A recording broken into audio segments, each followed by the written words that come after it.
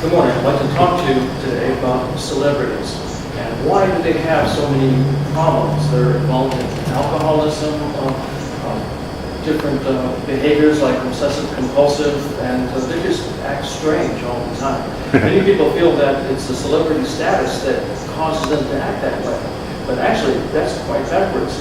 It really is their emotional issues drive them into the performance industries. And that's because they have chronic anxiety. Now, chronic anxiety, if you have a mild case of it, it tends to erode your self-confidence and your natural calmness. Severe chronic anxiety destroys your calmness, destroys your self-confidence, leaves you with issues that you have to improve yourself. You need acceptance, approval, applause, people thinking that, oh, you're okay, and you can respond with either great shyness, very painful shyness, or you can go the other extreme and try for ego props, big expensive cars that you can't afford, and ego props. So this is really typical of people who are celebrities.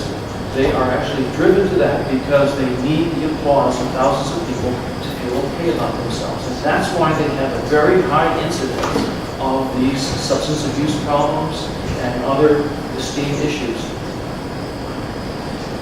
Now we're going to talk about a few celebrities, but I want to talk to you about the celebrities you knew in high school. Now, the cool kids, who were they? Isn't this typical of the cool kids in high school? They had calmness, they had self-confidence. You know, Fonzie types was an extreme example of that. And the other kids, you know, they flocked to them because they were just so confident.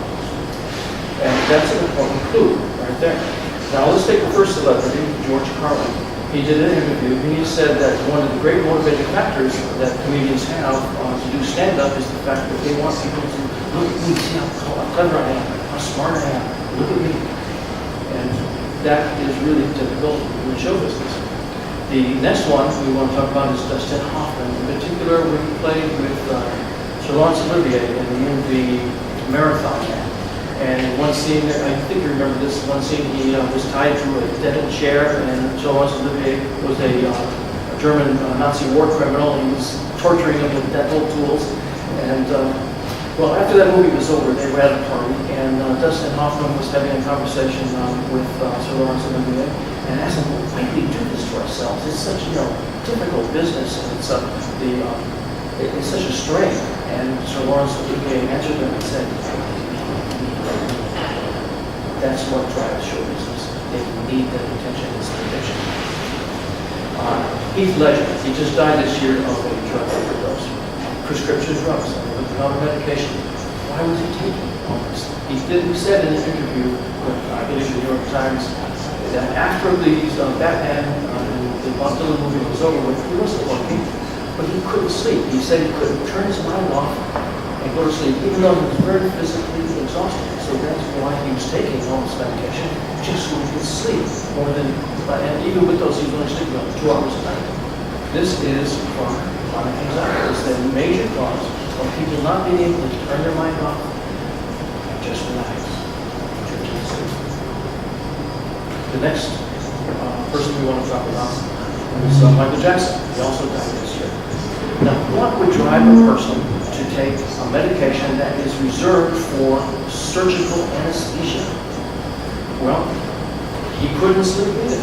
He had severe insomnia, and the regular drugs didn't work, and he had the money to buy a doctor to give him what he wanted, which was a good night's sleep. And even with that, he had a good night's sleep.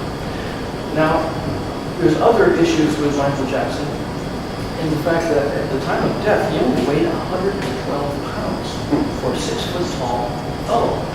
That really cries out eating disorder. The major cause of eating disorders is chronic anxiety. And you either, you're medicating yourself with food, or you're stuck on body image or something like that. But basically, it's chronic anxiety. Another key indicator of him is the way he dressed when he performed. With his, he looked like a Klingon general, and that's just a little strange. He needed that ego boost. And another ego boost he used, and he liked the company of children. Now, whether or not he was a child molester, I don't want to get into that. But the thing is, he wasn't performing for several years at a time, and he needed that little audience of adorers to perform to. That was his ego boost. And Princess Diana. Now she has a biography available, but you can actually get the highlights of the biography by going to the internet, Princess Diana biography, and it'll tell you that she suffered from a number of chronic anxiety issues. But the important thing was that she was in the royal family. The Queen of England is the richest woman on the face of the earth. But with all that money, all the Queen's horses, all the Queen's men, all the Queen's doctors could not fix her. That shows you that the average person, no matter how much money you spend, if you go by the regular medical route of getting psychiatric meds, you will be a psychiatric patient for the rest of your life. And you will be broke, and you won't be better. You can be numb, you can be stoned, and but you won't be well, you won't be well, you won't be related like you really want to. I myself spent up to $150 a month on meds for about 5 years, and $200 an hour on counseling, and it helped, but it didn't correct the problem. I have a friend, dear friend back in Tennessee, she's got great insurance. They spend $1,000 a month for her psychiatric medicine. She's still a mess. What does that tell you? She got a $3,000 brain scan. They told her, well, you got some blood flow problem. Didn't help her, really. Didn't fix it. I basically accidentally found some therapies. The reason I found them is because I was desperately looking. I was trying to medicate myself for a flu, and I found a product that was supposed to help me with the flu, so I took it, and son of a gun, my anxiety just like evaporated in about an hour and a half. I couldn't believe it, and then I just stumbled across it because I was looking. That was the first therapy. The second therapy I discovered after that was because the first one was a temporary fix. What I needed was a long-term fix that actually brought anxiety down, and I found it. And it's called, the first one's called 55-minute fix, the second is the long-term 55 fix. So, what causes this anxiety? Well, I'm convinced it's caused by pyroluria. It's a medically unrecognized condition. It was discovered 50 years ago by a doctor in Canada, and the medical profession and the pharmaceutical industry want nothing to do with it. If you go on official medical websites, you will not find pyroluria. It's been edited out and suppressed and ignored. Why? Because there is no money in it. There's just no money in it. And you can treat pyroluria by vitamin supplements, or a better way is actually getting the root cause, which is the infection. Pyroluria, it goes into these stages, and that is it causes deficiencies, which causes physical, mental, emotional problems, which drive behaviors. And you can see that in people. Now, I'm not the only person that thinks this. I'm just the only person who's loudly promoting it. And if you go back to the source of it, it's basically diet, low immune system, and an opportunistic infection that takes over and causes these problems. Now, whether or not you believe in Adam and Eve, or we got here from cavemen, either way, either scenario, our original ancestors were hunters and gatherers. Jared Diamond, a world-renowned author, says that the greatest mistake in human history is we moved from a hunter-gathering diet to an agricultural diet, which just messed people up because we weren't designed to be eating a lot of carbohydrates.